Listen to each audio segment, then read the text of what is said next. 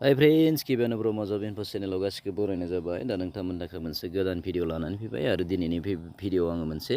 गोदान साख्रिनि खौरां लानानै फैदों लोगोफोर आरो बे साख्रियानो जाहैबाय जोंनिया आसाम राइफलनि माखासे भेकेन्सि ओंखारदों लोगोफोर अके आसाम राइफलनि भेकेन्सि लोगोफोरनि पस्टनि मुङा जाहैबाय जोंना बेयाव दंखायो नै Assam rifle technical and tradesmen recruitment 2024 होनना बुंदों लोगोफोर अके दा पस्टनि मुङा जाहैबाय टेक्निकेल एन्ड ट्रेड्समेन आसाम राइफलनि सिङाव लोगोफोर अके दा बेनि जि एप्लाइ खालामनायनि प्रसेस लोगोफोर बेयो मा जागोन होननानै बुंदों नै 21 अक्ट'बर अर्थात मैयानिफ्राय जागायबाय लोगोफोर आरो बेयो 19 नभेम्बराव जोबगोन होननानै बुंदों लोगोफोर अके दा नोंथांमोना भिडिअखौ जोबजासिम नायलां फारि फारि आं बे पस्टनि सोमोन्दै डिटेल्सै आंनि बे भिडिअ सावरायगोन लोगोफोर अके पस्टआ जाहैबाय टटेल पस्टआ जाहैबाय टटेल बेसेबां दङ 161टा भेकेन्सि दङ आरो बेनि जि रेलि टेन्टेटिभ तारिखखौ डिक्लेयार खालामखाबाय लोगोफोर 18 डिसेम्बर 2023 बेनि रिलिया जागोन लोगोफोर अके दा नोंथांमोना जुदि प्रेक्टिस खालामाखैबा प्रेक्टिस खालामदो लोगोसे रिलिनि थाखाय दा बेयाव बेसेबां खारनांगोन मानांगोन बे गासै बाथ्राफोरखौ आं बे भिडिअनि थ्रु नोंथांमोननो सावरायगोन लोगोफोर दिनैनि बे भिडिअनि थ्रुयै लोगोफोर अके दा पस्टनि मुंखौ आं खेबसे बुंफिनदो लोगोफोर पस्टनि मुङा जाहैबाय लोगोफोरनियाव दंखायनाय खेबसे बुंफिनदों आं बरियासे बुंफिनदो technical and tradesmen recruitment 2024 total vacancy 161टा दङ 161टा भेकेन्सि दङ लोगोफोर आरो बेनि जि डिक्लेयार जाखाबाय रेलिनि डेटआबो 18 डिसेम्बर 2023 लोगोफोर अके दा बे पस्टआव एप्लाइ खालामनो थाखाय नोंथांमोननो मा नांगोन बैसोआ बेसेबां जागोन एप्लिकेसन फिस दंना गैया बे गासै बाथ्राफोरखौ आं फारि फारि सावरायगोन लोगोफोर नैयाव बरियासे क्लियारै होखादो दे एक्स सार्भिसमेन आरो SC ST केन्डिडेटफोरनि थाखाय लोगोसे फिमेल केन्डिडेटनि थाखाय बेयाव एप्लिकेसन फिसनि खुनु बाथ्रा रायखांनाय गैया अर्थात एप्लिकेसन फिसनि गोनांथि गैया लोगोफोर अके दानिया सावरायगोन आङो एज बेसेबां बैसोनिफ्राय बेखौ एप्लाइ खालामनो हागोन लोगोफोर अके दा नैयाव बरियासे क्लियारै होखादो दे लोगोफोर एजआ जाहैबाय जोंना मानो 18 to 23 इयार्सनि गेजेराव बे पस्टनि थाखाय एप्लाइ खालामनो हागोन होननानै बुंदों लोगोफोर अके जेनेरेल केन्डिडेटनि थाखाय नाथाय OBC आरो MOBCनि थाखाय जोंहा मा दंखायो लोगोफोर 5 इयार नैयाव दंखायो नै SC ST केन्डिडेटफोरा लोगोसे नैयाव दंखायो नै 5 इयार रिलेक्सेसन दङ OBC 3 इयार रिलेक्सेसन दङ बेबायदिनो एक्स सार्भिसमेन गुबुन पस्ट दङ बहाबा 6 बोसोर बहाबा 8 बोसोर बेफोरबायदि रिलेक्सेसन मोननो हागोन लोगोफोर अके दा बिनि उनाव पस्ट वाइज मा दङ लोगो पस्ट वाइज जोंनिया मानो एफिसियेन्सि टेस्ट बेयो बेलेग जागोन होनना बुंदों लोगोफोर दा फिजिकेल स्टेन्डार्ड टेस्टआ लोगोफोर हाबिलदार बिनि उनाव दङ राइफलमेन प्लाम्बार राइफलमेन लाइनमेन आरो राइफलमेन प्लाम्बारनि थाखाय लोगोफोर अके जेनेरेलि SC केन्डिडेटफोरनि थाखाय बेसेबां नांगौ जोंना नायाव दङ C नाम्बाराव बेखौ मेल केन्डिडेटआल' एप्लाइ खालामनो हागोन दै लोगोफोर टटेल 162.5 सेन्टिमिटार जानांगन हाइटआ बिखाया 76 आरो फुवारोबा 85 सेन्टिमिटार जानांगन लोगोफोर अके आं ST बिनि उनाव 20 नाम्बाराव दङ दे भेकेन्सिया लोगोफोर बेयाव मा दङ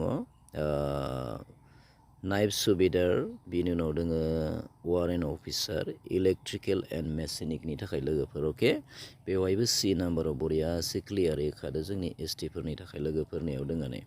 फिमेलनि थाखाय 150 सेन्टिमिटार मेलनि थाखाय 162.5 सेन्टिमिटार आरो सेसआ मेलनि थाखायल' दै फिमेलनि थाखाय नङा बेयाव 70 सेन्टिमिटार नर्मेलाव फुवारोबा 81 सेन्टिमिटार जानांगोन होननानै बुंदों लोगोफोर अके नेक्स्ट भेकेन्सि दङ भेकेन्सिनि थाखाय मा नांगोन फिजिकेल स्टेन्डार्ड टेस्टआ बेवहायबो पस्टनि मुङा जाहैबाय जोंना फिजिकेल स्टेन्डार्ड टेस्ट फर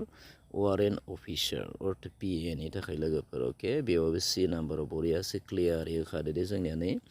मेलनि थाखाय 162.5 सेन्टिमिटार फिमेलनि थाखाय 150 सेन्टिमिटार हाइट आरो सेसआ 76 सेन्टिमिटार मेलनि थाखाय आरो फुवारोबा 81 जानांगोन फिमेलनि थाखाय सेसनि खुनु बाथ्रा गैया लोगोफोर अके बेनि उनाव गुबुन मोनसे भेकेन्सि बेयाव दङ फिजिकेल स्टेन्डार्ड नाइफ सुबेदार रिलिजियास टिचारनि थाखाय लोगोसे बेयाव मा दङ मेनसन बिल' होनना बुंदों लोगोफोर नैयाव सा सानजा भारत लोगोसे आसामनिबो माखासे आसामबो दङ सा सानजा भारत दङ बेनि गोरखास कुमारिस बेनि उनाव गार'वालिस बेफोरबायदि गार'फोरनि थाखाय आरोना बेयाव ST आनो बिसोरबो बिसिनि थाखाय 166 सेन्टिमिटार 65 सेन्टिमिटार बेनि उनाव जाहैगोन 78 सेन्टिमिटार सेसा बेनि उनाव फुवारोबा 83 जानांगोन होननानै बुंदों लोगोफोर अके दा बे जाबाय नर्थ इस्टनि गुबुन गार'फोरनि थाखाय बेनि उनाव मा फैगोन जोंनिया फिजिकेल स्टेन्डार्ड टेस्ट लोगोफोरनियाव दंखायो बरियासो होखादो दे नर्मेलि फिजिकेल इफिसियेन्सि टेस्टआ मानो 5 किल'मिटार खारनांगोन होनना बुंदों लोगोसे नै 5 किल'मिटार खारनांगोन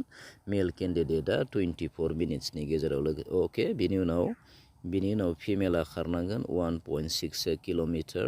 7 मिनिट्स उइदिन 7 मिनिट्स अके 7 मिनिट्सनि गेजेराव अके बे जाबाय जोंनि नर्मेल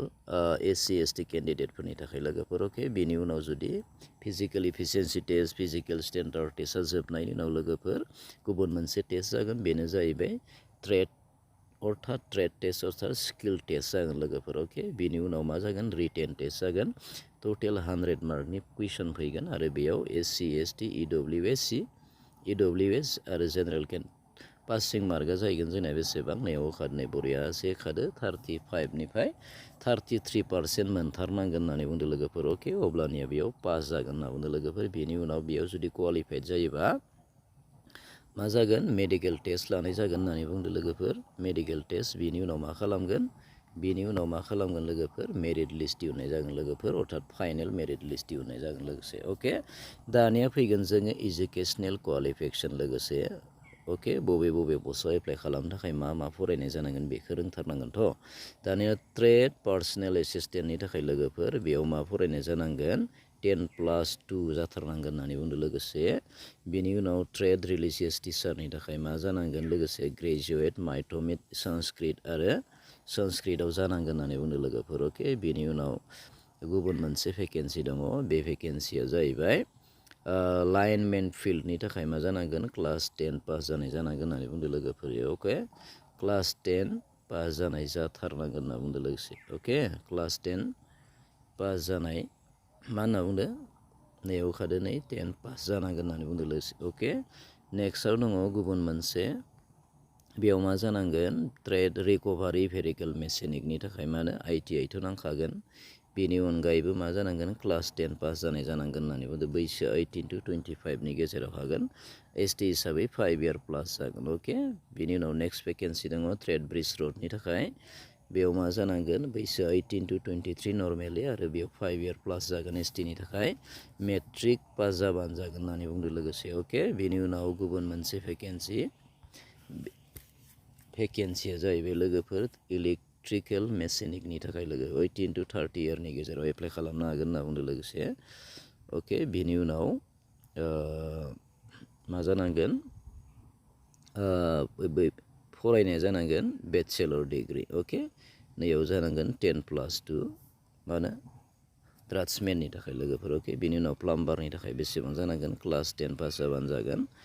ओमफ्राय ट्रेड ITI नि थाखाय ITI जानांगोन क्लास 10 पास जाबानो जागोन इनि एक्सट्रानि थाखाय मा जानांगोन 10+2 अर्थात हायार सेकेन्डारि प्लास जाबानो जागोन होनना बुंदों लोगोसे अके दा बेनि उनाव भेकेन्सिफोरखौ नै स्टेट वाइज राननानै होखादो लोगोफोर स्टेट वाइजनि फार्स्टआव दङ जेरै महाराष्ट्रनि थाखाय 8था भेकेन्सि मणिपुरनि थाखाय 13था भेकेन्सि बेनि उनाव हमना लाबाय बेनि उनाव मेघालयानि थाखाय मा दं 4 भेकेन्सि दा बेबायदिनो नागालेण्डनि थाखाय मा जानांगोन नै नागालेण्डनि थाखाय मा दङ 13था भेकेन्सि उरिस्सानि थाखाय 6था भेकेन्सि दा बेबायदिनो गुबुन गुबुन स्टेटनि थाखायबो माखासे भेकेन्सिफोर दङ लोगोफोर आसामाव बेसेबां दङ बेखौ खोन्थानो नोंथांमोना नैयाव दङ नै लोगोफोर अन्ध्र प्रदेशनि थाखाय बेसेबां 8था भेकेन्सि अरुणाचल प्रदेशनि थाखाय 6था भेकेन्सि बेनि उनाव मा दङ आसामनि थाखाय बेसेबां दङ आसामाव भेकेन्सि दङ 8था भेकेन्सि बिहाराव भेकेन्सि दङ 15था भेकेन्सि लोगोफोर दा बेबायदिनो गुबुन गुबुन स्टेटआव माखासे भेकेन्सिफोर दङ लोगोफोर अके टटेल भेकेन्सिया जाहैबाय आं दानि बुंखानाय बायदिनो टटेल भेकेन्सि दङ लोगोफोर जोंना 161था भेकेन्सि आरो पस्टनि मुङा जाहैबाय डाइरेक्टलि माने टेक्निकेल एन्ड ट्रेड्समेन लोगोसे मोननै भेकेन्सि लोगोफोर अके दा बेयाव एप्लाइ खालामनायनि जि प्रसेस बेयो 21 अक्ट'बराव जागायबाय 19 अक्ट'बराव जोबगोन होनना बुंदों लोगोसे अके बेनि उनाव बिनि जि रेलि बियो 18 डिसेम्बराव जागोन लोगोफोर अके दा आसाम राइफलनि जि 161 टा भेकेन्सि लोगोफोर बेयाव एप्लाइ खालामनो थाखाय सोर एप्लाइ खालामनो हागोन सोर हाया बेनि सायाव गुवारै सावरायबाय आं लोगोफोर दा नोंथांमोना भिडिअखौ जुदि मोजां मोनदोंब्ला लाइक खालामदो शेयार खालामदो गुबुन लोगोफोरनोबो शेयार खालामनानै होदो लोगोसे नङा होमबा आरो जायफोरा आंनि चेनेलाव गोदानै दिनैसो फैदों नोंथांमोना चेनेलखौ साबस्क्राइब खालामनानै लादो बेफोरबायदि गोदान जब रिलेटेड भिडिअसफोर मोनबाय थानो थाखाय लोगोसे अके थेंक इउ फर वाचिं